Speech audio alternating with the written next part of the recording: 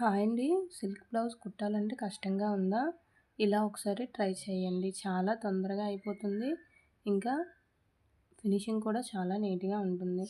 ఇలా ఫస్ట్ అయితే కట్ చేసుకున్న బ్యాక్ పార్ట్‌ని ఫస్ట్ తీసేసుకుంటున్నానండి. మెయిన్ ఫ్యాబ్రిక్ అండ్ లైనింగ్‌ని ఇలా మెయిన్ ఫ్యాబ్రిక్ పైన పెట్టి ఒకసారి ఐరన్ చేసుకున్నాను.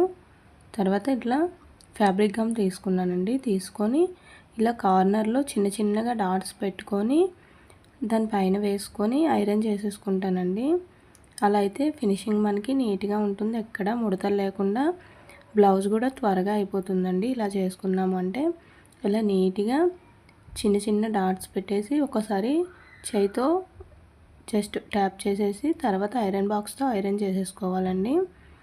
ఇలా నీట్‌గా పైన వైపుకి కింద వైపుకి డాట్స్ పెట్టేసి ఐరన్ చేసేయడమే. తర్వాత ఎక్స్ట్రా ఉన్న ఖర్చుని కట్ చేసేసుకోవాలండి. ఇలాగే ఫ్రంట్ పార్ట్ను కూడా ఆపోజిట్ సైడ్ ఇలా ఎదురెదురుగా రెండింటిని పెట్టేసుకొని ఫస్ట్ అయితే చూసుకొని తర్వాత ఇలా డాట్స్ పెట్టి ఐరన్ చేసుకోవాలి.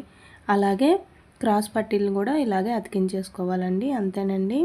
ఇలా అయితే ఫినిషింగ్ చాలా నీట్‌గా ఉంటుంది బ్లౌజు.